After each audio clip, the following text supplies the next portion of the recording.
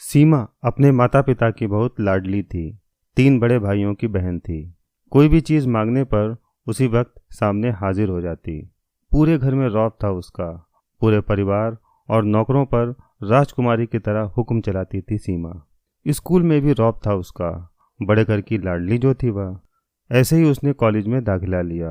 उसके ठाट बाट, बड़ी गाड़ी में आना जाना, हर दिन नया फैशन देखकर हर कोई उससे दोस्ती करना चाहता था।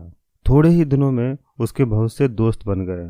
पूरे कॉलेज में उसकी अपनी ही एक पहचान थी। इन दिनों उसके घर एक रिश्ता आया। खानदानी लोग थे और पापा की पुरानी जान पहचान थी उनके साथ। सीमा के साथ कोई जबरदस्ती नहीं थी, पर सीमा ने फिर भी हाँ कर दी, क्योंकि वह अपने परिवार से बहुत प्यार करती थी। वह जानती थी कि वह लोग उसका अच्छा ही सोचेंगे। लड़के का नाम राज था। राज काफ़ी पढ़ा लिखा और समझदार लड़का था। ससुराल वाले भी बहुत अच्छे थे। ससुराल में सीमा की जगह वैसी ही थी जैसी कि मायके में। कोई भी कार्य सीमा की सलाह के बिना नहीं होता था। सबकी लाडली बहू बन गई थी वह।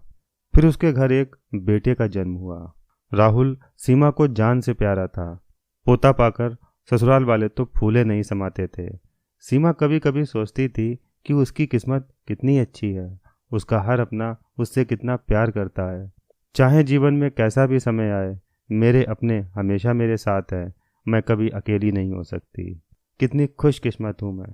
पर शायद सीमा की खुशियों को उसकी अपनी ही नज़र लग गई थी। एक दिन वह मायके जाने की जिद कर बैठी। राज को बहुत काम था, लेकिन वह फिर भी उसे ले गया। रास्ते में उनकी गाड़ी अन्य गाड़ी से टकरा गई। सीमा, राज और राहुल बुरी तरह से जख्मी हो गए। काफ़ी दिनों के इलाज के बाद राज और राहुल तो ठीक हो गए, लेकिन सीमा पूरी तरह ठीक ना हो सकी। सर पर चोट लगने के कारण वह अपनी आंखों की रोशनी खो बैठी। अब सीमा की किस्मत जैसे उल्टे पांव चलने लगी। मायके वाले कुछ दिनों तक तो उससे मिलने आते रहे, फिर कभी कभार फोन ही करके पूछ लेते कि अब कैसी हो। धीरे धीरे ये सिलसिला भी कम हो गया। ससुराल वालों की सहानुभूति भी कम होने लगी। घर में किसी के पास बैठने के लिए कहती तो जवाब मिलता, बहुत काम है, अब तुम भी हाथ बटा नहीं सकती। राज भी चिड़चिड़ा हो गया था।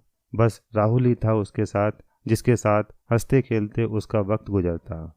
एक दिन सीमा के हाथ से कुछ सामान गिर गया, जिसकी वजह से राहुल को हल्की सी चोट लग गई। सीमा के सास ससुर ने राहुल को उससे अलग कर दिया कि कहीं उसके ना देखने की वजह से बच्चे का कोई नुकसान न हो जाए।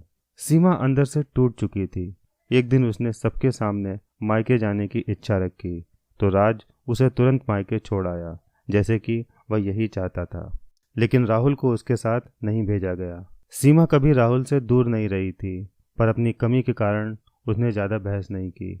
सीमा को लगा कि वह 3-4 दिन वहाँ रहेगी तो थोड़ा हवा पानी बदल जाएगा, क्योंकि वह कितने ही दिनों से बाहर नहीं गई थी। घर वाले भी इतने दिनों बाद उसे देखकर कितने खुश होंगे। सीमा के घर पहुंचने पर सब लोग बहुत खुश हुए। खाने में सब कुछ सीमा की पसंद का ही बना था। उसने अपने मम्मी पापा और भाई भाभीियों से दिल खोल कर बातें की। उनके छोटे बच्चे भी बुआ के साथ घुल मिल गए थे।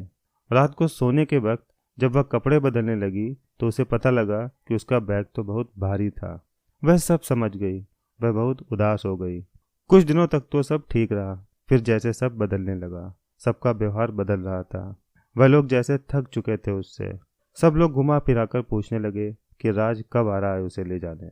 वह बहाना बना देती, जबकि वह जानती थी कि उस घर से अब उसके लिए कोई जगह नहीं रही। सीमा से चलते वक्त कुछ न कुछ नुकसान हो जाता। थोड़ी बहुत टोका टाकी उसे सुनाई देती, वह टाल देती। एक दिन उसके हाथ से लगकर एक कीमती फूलदान टूट गया। छोटी भाभी ने बहुत हंगामा मचाया। सीमा के माता पिता रोज रोज के झमेलों से तंग आ गए थे। उन्होंने राज को खुद फोन कर दिया। राज सीमा को अपने घर ले गया। सीमा को अपने परिवार वालों से ये उम्मीद न थी कि जिस सीमा के कहे बिना घर के एक पत्ता भी नहीं हिलता था, उस घर के लिए अब वह बोझ बन चुकी थी। राज के साथ ससुराल आते वक्त वह बहुत खुश थी, क्योंकि वह अपने घर जा रही थी, अपने जिगर के टुकड़े राहुल के पास। परंतु यह खुशी भी कुछ पल की ही थी। सारा बंदोबस्त पहले ही किया हुआ था। सीमा को सीधे ऊपर वाले कमरे में पहुंचा दिया गया। राहुल से दूर रहने की सख्त चेतावनी दी गई। एक काम वाली लता को उसकी जिम्मेदारी सौंपी गई, जो उसके खाने पहनने जैसी जरूरतों का ध्यान रखती थी। सीमा ज्यादातर चुप ही रहती, कभी कभी काम वाली लता से थोड़ा बतिया लेती, उसके जरिए राहुल का पता चल जाता। सबकी लाडली बेटी और बहू सबके लिए लाडली से बोझ बन चुकी थी।